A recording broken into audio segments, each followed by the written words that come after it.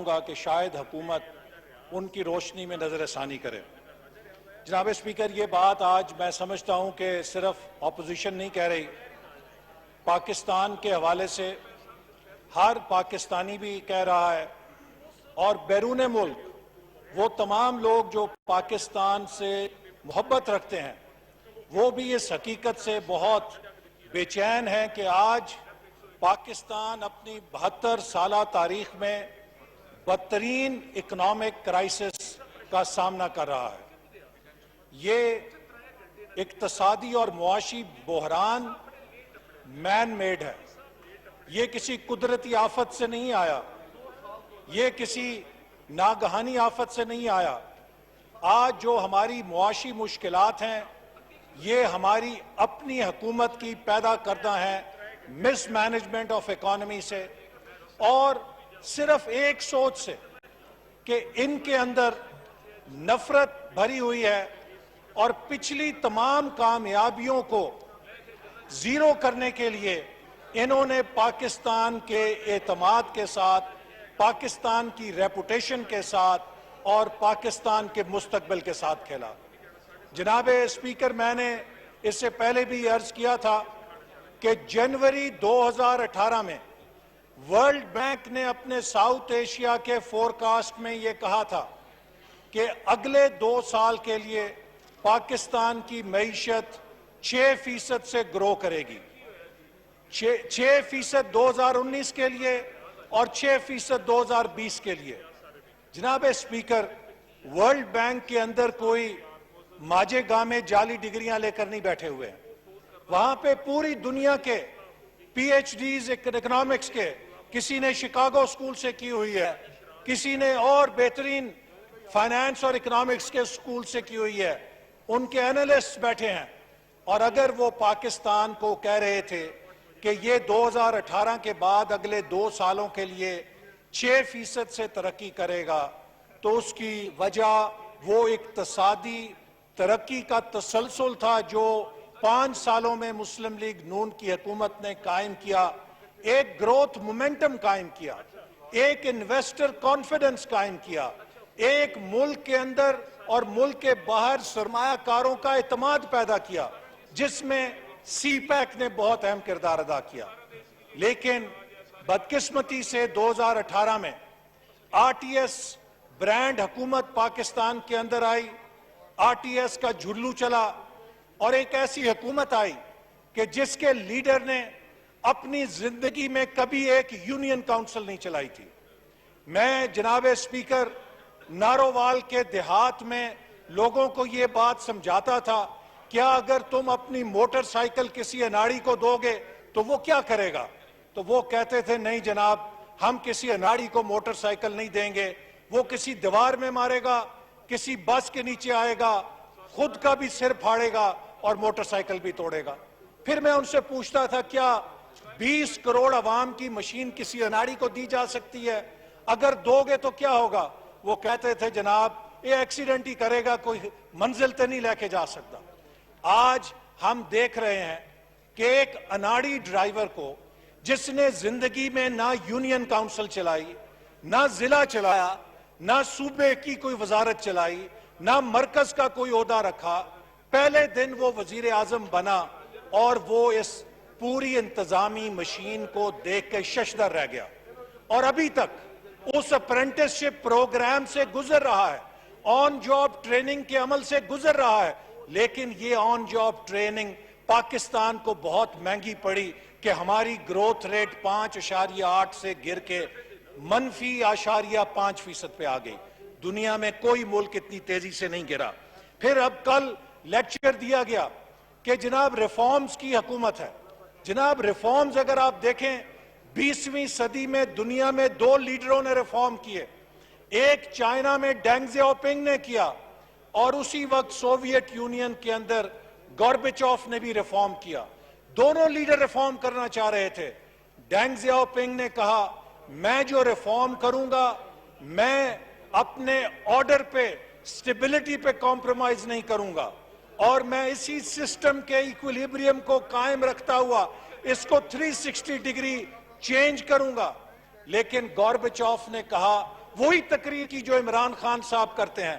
Gorbachev نے کہا میں سارے مافیا کو گراؤں گا, میں اس ڈھانچے کو گراؤں گا اور ایک نئی عمارت کھڑی کروں گا, اور وہ مافیا گراتے گراتے گوربچوف نے ریاست کو گرا دیا.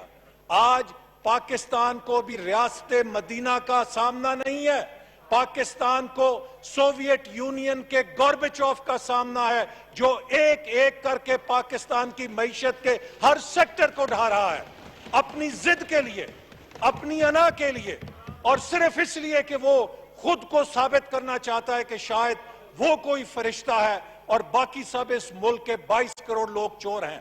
میں جناب اسپیکر چیلنج کرتا ہوں, عمران خان صاحب آئیں, انہوں نے اتنا انکم ٹیکس دیا جتنا میں نے انکم ٹیکس دیا. اس کا مطلب یہ ہے کہ ان کی اتنی آمدن ہے جتنی میری آمدن ہے. میرے پاس تو اس آمدن میں ایک کنال کے کرائے کے گھر کا خرچہ مشکل سے چلتا ہے. یہ بتائیں کہ اس آمدن کے اندر 300 کنال کے محل کا خرچہ کیسے چلاتے ہیں؟ کیا ایف بی آر میں جرت ہے کہ ان سے پوچھے؟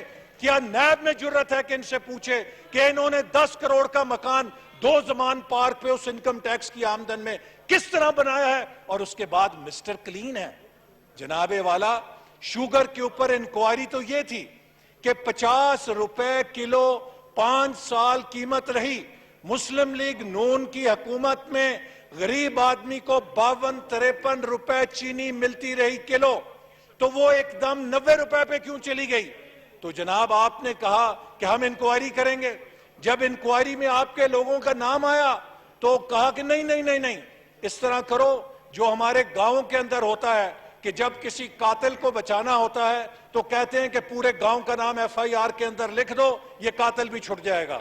تو آپ نے ایف آئی آر پوری انڈسٹری پہ کاٹ کے اپنے چوروں کو بچا لیا ہے. لہٰذا جناب والا, یہ گوربچوف سٹائل جو ریفارمز ہیں یہ پاکستان کی تباہی کا ذمہ دار ہیں. اب آ جائیے بجٹ کے اوپر. یہ اگر بجٹ کیو بلاک میں بنا ہوتا تو میں چلے مانتا ان سے بحث کرتا.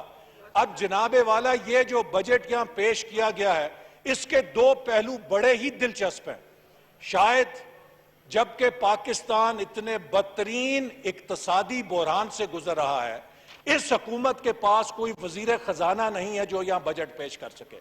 آپ دیکھیے یہ کتنا بڑا لطیفہ ہے کہ یہاں پر جب پاکستان ایک پینڈیمک کے بعد بدترین اقتصادی بحران سے گزر رہا ہے, this government does not have a finance minister who can present budget here in this house, اور انہیں صنعت کے وزیر کو ادھار میں لینا پڑا کہ جناب آئیے آپ آ کے یہ بجٹ پیش کیجئے. 9 منٹ ہو گئے جی. اس سے زیادہ غیر سنجیدگی کیا ہو سکتی ہے؟ پھر اگر کیو بلاک میں بنا ہوتا میں بحث کرتا. جناب والا, یہ بجٹ تو Pennsylvania Avenue Washington D C I M F کے ہیڈ کوارٹر سے بن کر آیا ہے, یہاں تو چھاپا لگا کے پیش کیا گیا ہے. اب یا تو شکریہ جی, ہم ان کے ساتھ بحث کریں. شکریہ جناب ابھی ایک منٹ.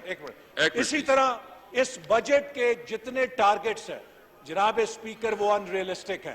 ہم پہلے بھی کہہ چکے ہیں, ہم نے پچھلے سال بھی کہا تھا کہ حکومت اس ایوان کے ساتھ دھوکہ کر رہی ہے, اور یہ بات میں نہیں کہہ رہا. ایڈوائزر فائنانس نے کہا اگلے دن کہ بجٹ ڈاکومنٹ از ناٹ سیکروسینٹ. مطلب یہ ہے کہ یہ تو تبدیل ہو سکتا ہے. اگر یہ بجٹ ڈاکومنٹ سیکروسینٹ نہیں ہے تو آپ اس ایوان سے مہر لگوا کے, ٹھپا لگوا کے اس ایوان کی توہین کیوں کر رہے ہیں؟ چونکہ آپ نے اس کو بدلنا ہے, آپ نے منی بجٹس لے کر آنے ہیں. اور میں یہ بات جناب اسپیکر آپ کو گواہ بنا کر کہتا ہوں کہ پچھلے سال انہوں نے 5,555 ٹیکس ریونیو رکھا تھا. ہم نے اس وقت بھی کہا تھا یہ الٹے لٹک جائیں, یہ 4,4200 سے زیادہ ارب سے ٹیکس اکٹھا نہیں کر سکیں گے. 3900 پر آیا. اس سال انہوں نے رکھا ہے اس ٹیکس ریونیو کو بڑھا کے 4,900 پہ لائے ہیں. میں جناب ادب کے ساتھ کہتا ہوں کم سے کم 600 سے 700 ارب کا شارٹ فال ہوگا جب اگلے سال کا بجٹ ہوگا. میری یہ بات ریکارڈ کر لیجئے اور اگلے سال بجٹ کے اوپر ہم اس پر بحث کریں گے. پھر جناب والا آپ یہ دیکھ لیجئے کہ اس بجٹ کے اندر جو ڈیٹ ٹریپ ہے, میں جس چیز کو کہنا چاہتا ہوں کہ یہ حکومت ہر کسی کو کہتی تھی قرضے لے کر تباہ کر دیا. جتنے قرضے انہوں نے 1.25 سال میں لیے ہیں، میں پہلے بھی یہ بات کہہ چکا ہوں، ہم نے 5 سال میں لیے تھے. ہم نے تو اس ملک کے اندر ترقیاتی منصوبوں کا جال پھیلایا، انہوں نے صرف لوگوں کی گردن میں پھندا ڈالا. اب اس کا نتیجہ کیا ہے جناب اسپیکر؟ ایک نیشنل سیکیورٹی کا کرائسس پیدا ہو گیا ہے. ہم نے اپنے 5 سالوں میں تاریخ کا سب سے بڑا ڈیولپمنٹ بجٹ دیا اور تاریخ کا سب سے بڑا ڈیفنس بجٹ دیا. جناب ہمارے صاحب جی وائنڈ اپ کریں ایسا صاحب، ٹاپک ہوں میں، وائنڈ اپ کر. تو جناب آج جو کرائسس کیا ہو گیا ہے، چونکہ گروتھ ریٹ ختم ہو گئی ہے، ہم ایک ایسے بڑے پیراڈاکس کا شکار ہو گئے ہیں کہ اگر ہم اپنے ڈیفنس کو پیسہ دیتے ہیں تو ہمیں ڈیولپمنٹ بجٹ کو کاٹنا پڑتا ہے، انسانی ہیومن سیکیورٹی کو کاٹنا پڑتا ہے. اور اگر ہم انسانی سیکیورٹی کو پیسہ دیتے ہیں تو ہمیں ڈیفنس سیکیورٹی سے بجٹ کاٹنا پڑتا ہے. یہ چیز ڈیفینڈیبل نہیں ہے. ہم اس طریقے سے پاکستان کو ولنریبل کر رہے ہیں. میں پہلے بھی کہہ چکا ہوں کہ کوئی قوم، کوئی ملک صرف ٹینکوں سے، میزائلوں سے دفاع نہیں کیا جا سکتا. اس بجٹ کے اندر نوجوانوں کے مستقبل سے کھیلا گیا ہے. ہائر ایجوکیشن کمیشن کے بجٹ کو گھٹایا گیا ہے. نوجوانوں کا سکل ڈیولپمنٹ پروگرام بند کیا گیا ہے. نوجوانوں کا روزگار کا پروگرام بند کیا گیا ہے. یہ نوجوانوں کا قاتل بجٹ ہے اور یہ نوجوانوں کے نام پہ. جی ہمارے صاحب پلیز. اسپیکر صاحب ہم امینڈمنٹس کی طرف موو کریں. جی پلیز ایسا صاحب جی پلیز. تو جناب یہ جو میں اس میں آخری بات کرنا چاہتا ہوں پیٹرولیم کی. ابھی یہاں سے وزیر صاحب نے بڑی اچھی منطق دی. یا تو یہ ہم سب کو سمجھتے ہیں کہ اللہ تعالیٰ نے ہمیں عقل نہیں دی، یا پھر شاید یہ عقل سے اللہ تعالیٰ نے کسی طرح محروم رکھا. جناب اسپیکر، ہماری 2018 میں جب حکومت گئی، بین الاقوامی منڈیوں میں تیل کی قیمت تھی $72 فی بیرل. $72 فی بیرل کے اوپر جو پاکستان میں پیٹرول ملتا تھا 88 روپے لیٹر ملتا تھا. آج بین الاقوامی منڈی میں قیمت ہے 40-41 بیرل اور یہ دے رہے ہیں 100 روپے فی لیٹر. مجھے یہ ذرا منطق سمجھا دیں. یہ کہتے ہیں بین الاقوامی منڈی میں قیمت بڑھ گئی. اگر $72 بیرل کے اوپر 88 روپے آ رہا تھا، اگر آج تیل کی قیمت $80-85 ہو گئی ہوتی، یہ ہمیں 100 روپے لیٹر دیتے تو چلے میں ان کی بات مان لیتا. جناب تیل تو ہو گیا $40 فی بیرل، آدھی قیمت رہ گئی ہے اور یہ ہمیں لے گئے ہیں 100 روپے لیٹر کے اوپر. یہ صرف اور صرف ٹیکسیشن ہے. اس انکریز کا مقصد بین الاقوامی قیمت سے کیلیبریٹ کرنا نہیں ہے. اس کا مقصد بیک ڈور، چور دروازے سے ٹیکسیشن کرنا ہے اور اس آئل مافیا کو اربوں روپے کا سکوپ دینا ہے، جس سے پتہ نہیں انہوں نے اپنے الیکشن میں کل کو کتنی ڈونیشن لے لی ہے. یہ آئل مافیاز کے ہاتھوں میں یرغمال بنے ہوئے ہیں. ہمارے صاحب پلیز. میں صرف امینڈمنٹس